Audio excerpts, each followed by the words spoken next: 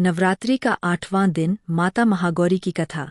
नवरात्रि का 8वां दिन उस पावन स्वरूप को समर्पित है जिसे समस्त संसार माता महागौरी के नाम से पूजता है। महागौरी का अर्थ होता है अत्यंत उज्ज्वल, गोरी, निर्मल और शुद्ध। उनका रूप हिम की तरह श्वेत, चंद्रमा की भांति उज्ज्वल और अत्यंत कोमल है। उन्हें देखकर ऐसा प्रतीत होता है मानो स्वयं चंद्रलोक की ज्योति पृथ्वी पर अवतरित हो गई हो। उनके 4 भुजाएं हैं। वे एक हाथ में त्रिशूल और दूसरे में डमरू धारण करती है, तीसरे हाथ से अभय प्रदान करती है और चौथे से वर देती है। उनका वाहन वृषभ है और वे श्वेत वस्त्र धारण किए रहती है। वे करुणा और शांति की साक्षात मूर्ति है और उनके दर्शन से ही जीवन के समस्त पाप नष्ट हो जाते हैं। पौराणिक मान्यता है कि माता महागौरी का संबंध पार्वती जी के उस स्वरूप से है जब उन्होंने शिवजी को पति रूप में पाने के लिए कठोर तपस्या की थी। कहा जाता है कि पार्वती जी ने हिमालय की गुफाओं में कई हजार वर्षों तक कठोर व्रत और तपस्या की। वे केवल वायु और पत्तों पर जीवित रहतीं और कभी कभी तो वर्षों तक निराहार भी रह जातीं। उनकी तपस्या इतनी कठोर थी कि उनका शरीर दुर्बल और काला पड़ गया। उनके तेज और सौंदर्य पर तपस्या की कठोरता छा गई थी। भगवान शिव उनकी तपस्या से प्रसन्न हुए और उन्हें पत्नी रूप में स्वीकार किया।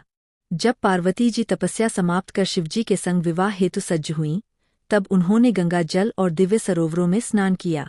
उस स्नान से उनका रूप पूर्ववत दिव्य, गौरवर्ण और अत्यंत उज्ज्वल हो गया। उसी समय से वे महागौरी कहलाने लगीं। उनके इस स्वरूप की पूजा अष्टमी तिथि को की जाती है। माता महागौरी की कथा केवल उनके सौंदर्य और तपस्या की नहीं है, बल्कि यह त्याग, धैर्य और अडिग संकल्प की भी गाथा है। जब उन्होंने बाल्यकाल से ही शिवजी को अपने पति रूप में पाने का निश्चय कर लिया था, तब उनका जीवन उसी ध्येय में समर्पित हो गया। पर्वतराज हिमालय और माता मैना ने उन्हें अनेक बार समझाया कि शिवजी विरक्त है, उनके जीवन में वैभव और ऐश्वर्य नहीं है। वे भस्म से लिपटे रहते हैं, गले में सर्प धारण करते हैं, श्मशान में विचरते हैं और साधु सन्यासी के समान हैं। किंतु पार्वती अडिग थीं। उन्होंने कहा कि वे केवल शिव को ही अपने पति के रूप में चाहती है, और यदि यह संभव न हुआ, उनका यह दृढ़ निश्चय देखकर हिमालय ने भी उनकी तपस्या का समर्थन किया। पार्वती ने वन की निर्जन गुफाओं में जाकर घोर तप करना शुरू किया। वर्षों तक उन्होंने भोजन नहीं किया। कभी केवल फल पर, कभी केवल बेलपत्र पर और कभी केवल वायु पर ही जीवित रहीं। उनका शरीर धीरे धीरे दुर्बल होता गया, अंग अंग हड्डियों से ढक गया, किंतु उनके मन का उत्साह कभी क्षीण नहीं हुआ। देवताओं ने जब यह देखा तो वे भी अचंभित रह गए।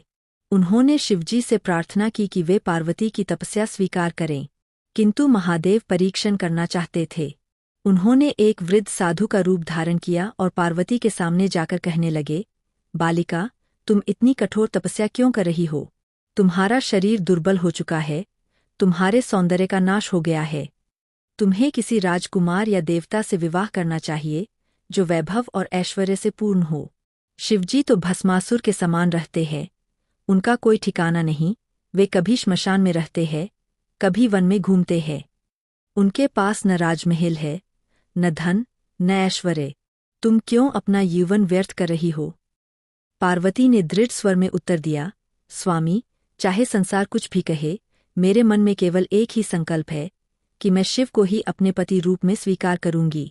उनका स्वरूप साधारण है, किंतु वे महादेव है। वे ही सृष्टि के पालनहार है, वे ही संहार करता है, वे ही देवों के देव है। मैं किसी अन्य को कैसे अपना सकती हूँ?